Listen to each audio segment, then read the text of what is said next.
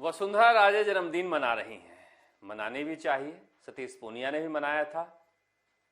राजस्थान में जन्मदिन मनाना ताकत दिखाने का जरिया बन गया है। वैसे वसुंधरा राजे ने पिछली बार भी जन्मदिन मनाया था और तब भी राजस्थान में ताकत दिखाने की कोशिश की थी, मगर सवाल वही है, फिर उसके बाद क्या, फिर आज के बाद क्या। लोग इस जन्मदिन को लेकर खूब चर्चा कर रहे हैं। जितनी मुंह उतनी तरह की बातें, किस किस को रोकेंगे। लोग कह रहे हैं जन्मदिन ही तो था, पूजा पाठ ही तो करनी थी, राजस्थान भर से बसें भेज भेज कर बूंदी में बुलाने की जरूरत क्या थी। क्या बताना चाह रही थी, क्या दिखाना चाह रही थी, किसको ताकत दिखानी है, किसको अपना शक्ति प्रदर्शन दिखाना है, इसे लेकर हर तरफ चर्चा हो रही है। वसुंधरा राजे ने कहा, धरती जब दरकती है सीमांत बदल जाती है, नारी जब गरजती है इतिहास बदल जाती है। इसे लेकर भी चर्चा है कि कौन सी धरती दरकने वाली है, कौन सा सीमांत बदलने वाला है। क्या बीजेपी की कोई धरती दरकने जा रही है? क्या बीजेपी का कोई सीमांत बदलने जा रहा है? मैं नहीं कह रहा हूं, वसुंधरा राजे के मुंह से जो निकला है उसे लेकर चर्चा हो रही है कि क्या राजस्थान की राजनीति में कोई नई पार्टी भी बन सकती है क्या। क्योंकि बीजेपी ने पहले ही कह दिया है कि यह पार्टी का अधिकृत कार्यक्रम नहीं है, उसके बावजूद ताकत दिखाई जा रही है। वसुंधरा राजे यही नहीं रुकी, उन्होंने कहा, मुसाफिर थे हम चलते रहे, मेरे पांव कांटों में भी चलते रहे। ये कांटा किसने बिछाया है? उन्हें क्यों लगता है कि मैं कांटों में चल रही हूं? वो क्यों खुद को मुसाफिर कहने लगी हैं? दरअसल वसुंधरा राजे के अंदर एक बेचैनी है, एक छटपटाहट है। उन्हें लगता है कि यह मौका है 13 सिविल लाइंस में बैठने का। नहीं, 13 सिविल लाइंस में तो हैं ही, मुख्यमंत्री निवास जब वो बन जाएगा, जैसा जब वो रहती हैं तो वही मुख्यमंत्री निवास होता है, उस पद पर बैठने की एक लालसा है। उस लालसा के लिए कहा जा रहा है कि यह जलसा हो रहा है। क्या बोली? उन्होंने कहा कि राजनीति में तपना पड़ता है, जो नए नए आते हैं, आज आते हैं, कल नेता बनना चाहते हैं। अशोक गहलोत का जो दुख है वही दुख वसुंधरा राजे का भी है। 20 सालों से ये शासन कर रहे हैं, मगर खुद को पुराना नहीं मानते, जो आ रहा है उसे नया ही मानते हैं। कहते हैं नए नए आए हैं।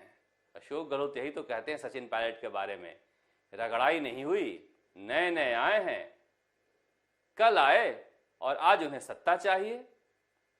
कितनी समानता है अशोक गहलोत वसुंधरा राजे की सोच में, क्योंकि लड़ाई एक जैसी है। अब अशोक गहलोत तो जुगाड़ू आदमी हैं, वो जानते हैं कि जुगाड़ कैसे होता है। ये जुगाड़ी है ना। मैंने आपसे क्या कहा था कल कि पूरे 2 दिनों से कोशिश हो रही थी कि किसी भी तरह से प्रियंका गांधी एक बार मुख्यमंत्री निवास में आ जाएं। कल मैंने आपसे कहा था ना, शाम को मुख्यमंत्री अशोक गहलोत सफल हो गए, वो ले आए। दरअसल अशोक गहलोत संदेश की राजनीति करते हैं, मैसेज देने की राजनीति करते हैं। वह जानते हैं कि प्रियंका गांधी मिशन राजस्थान में जुटी हुई हैं। प्रियंका गांधी का जो यूपी में होना था वो सबको पता था, क्योंकि वहां वोट बैंक तो था नहीं, और जो मेहनत प्रियंका गांधी ने वहां पर किया वो सबके सामने है। चुनाव खत्म होने के बाद आज भी वह लखनऊ में महिलाओं के साथ जुटी हुई हैं, अड़ी हुई हैं, काम कर रही हैं, मगर उनका निशाना मिशन राजस्थान है। तो फिर मिशन राजस्थान है क्या? ऐसा कहा जा रहा है कि कांग्रेस में ऐसा लगता है कि पुरानी पीढ़ी के नेताओं को अब नई जिम्मेदारी दी जाए और नई पीढ़ी के नेताओं को नई जिम्मेदारी दी जाए। उसी जिम्मेदारी के तहत वह टटोलने आई थी। उन्हें लगा, ऐसा कहा जा रहा है राजनीतिक गलियारे में, कि अशोक गहलोत को समझाना आसान नहीं होगा। ये समझाने की शुरुआत भी है। लेकिन बहुत लोग कह रहे हैं कि प्रियंका गांधी हो सकता है कि राजस्थान के रास्ते राज्यसभा में जाएं और अशोक गहलोत यह गेम खेल सकते हैं, क्योंकि केहुनी का गुड़ चटाने में अशोक गहलोत का कोई स्थान ही नहीं है। मगर प्रियंका गांधी को पिछले दरवाजे से राज्यसभा नहीं जाना चाहिए, उन्हें लोकसभा लड़ना चाहिए। कांग्रेस के कार्यकर्ता कम से कम यही चाहते हैं, क्योंकि चुनाव हारे या जीते वह शेरनी की तरह चुनाव लड़ी हैं। अब उनका जो मिशन राजस्थान है इसके बारे में हर किसी को पता है और अशोक गहलोत को तो खास करके पता है। इसीलिए हर व्यक्ति को साध रहे हैं, हर जगह मैसेज देने की राजनीति कर रहे हैं। अब जिस तरह से प्रियंका गांधी ने कहा कौन सा बजट, कैसा बजट, मैंने देखा ही नहीं, तो उन्हें धक्का लगा। वो कोशिश कर रही हैं कि राजस्थान में परिवर्तन आए, ऐसा दिल्ली के राजनीतिक गलियारों में कहा जा रहा है। और यही प्रियंका का मिशन राजस्थान है, जिसकी शुरुआत उन्होंने हालांकि एक एनजीओ के कार्यक्रम में कहा जा रहा है वह आई थी, मगर बड़ी तस्वीर निकालकर राजस्थान की सियासत में इसे देखा जा रहा है। और मैंने आपसे पहले भी कहा था कि मार्च के बाद राजस्थान की राजनीति बदलने वाली है, और यही राजनीति बदलने के लिए तो वसुंधरा राजे बेचैन हैं। इसी बेचैनी में तो उन्होंने आज ताकत दिखाई है। वसुंधरा राजे ने कहा कि राजनीति में दिल से काम नहीं चलता, दिमाग लगाना पड़ता है। वो दिमाग लगा रही हैं। निशाना सचिन पायलट ही थे। लोग कहते हैं पायलट दिल की राजनीति करते हैं, इसीलिए मात खा जाते हैं। वसुंधरा राजे ने कहा कि दिल वालों की राजनीति मैं नहीं करती, मैं दिल और दिमाग दोनों की राजनीति करती हूं। और मेरा दिमाग ऐसा है कि जैसा अशोक गहलोत जिस तरीके से सत्ता पर काबिज हुए हैं, मैं भी काबिज होकर दिखाऊंगी। एक चुनौती है सतीश पूनिया एंड कंपनी की, जो दूसरे दर्जे के नेता हैं, जो सपने पाल रहे हैं, उन सब के लिए उन्होंने आज खुली चुनौती दी है। और जिस नेता को सब भूल चुके हैं, लाल कृष्ण आडवाणी, उनको भी वसुंधरा राजे ने याद किया। क्यों किया होगा आप समझ सकते हैं। और जिसको वसुंधरा राजे भूल चुकी थी, उनको भी याद किया, भैरव सिंह शेखावत को। अपनों की याद मुसीबत में ज्यादा आती है। मगर आज के बाद वसुंधरा राजे क्या करेंगी? क्या फिर देव दर्शन पर निकलेंगी? क्योंकि मैंने आपसे कहा है कि सब कुछ निर्भर करता है जो 5 राज्यों के चुनाव के नतीजे आ रहे हैं उस पर। अगर बीजेपी मजबूत होकर निकलती है तो फिर वसुंधरा राजे के लिए आज का कार्यक्रम पैर पर कुल्हाड़ी मारने वाला होगा।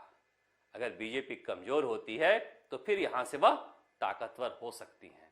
मगर सब कुछ निर्भर करता है आज की भीड़ पे नहीं, 10 तारीख के नतीजे पर। और कांग्रेस में भी बहुत कुछ निर्भर करेगा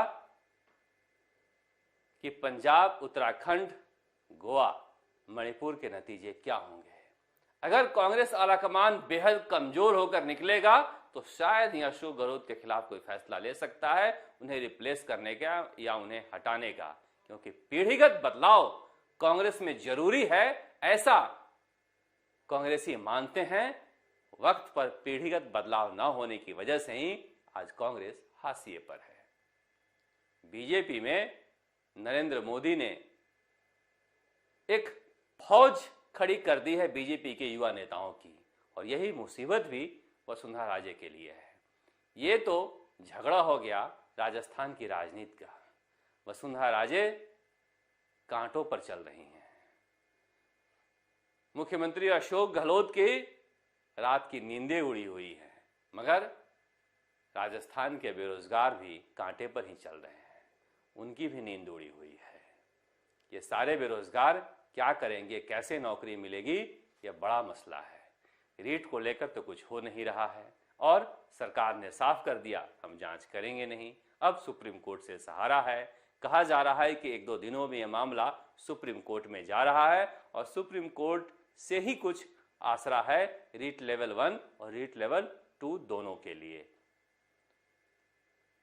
मुख्यमंत्री अशोक गहलोत ने घोषणा कर दी है रीट 2022 का मगर सिलेबस क्या होगा, कब होगा, कैसे होगा, पात्रता परीक्षा कौन सी होगी, कुछ भी किसी को समझ में नहीं आ रहा है। जिसको समझ में नहीं आता है वह शहीद स्मारक पर बैठ जाता है, थक जाता है तो चला जाता है, लेकिन घर जाने के बाद क्या वह भूल जाएगा कि उसके पांव में भी कांटे हैं और उसके पांव में जिसने कांटे चुभाए हैं उसके रास्ते में भी वह कांटा ही बिछाएगा।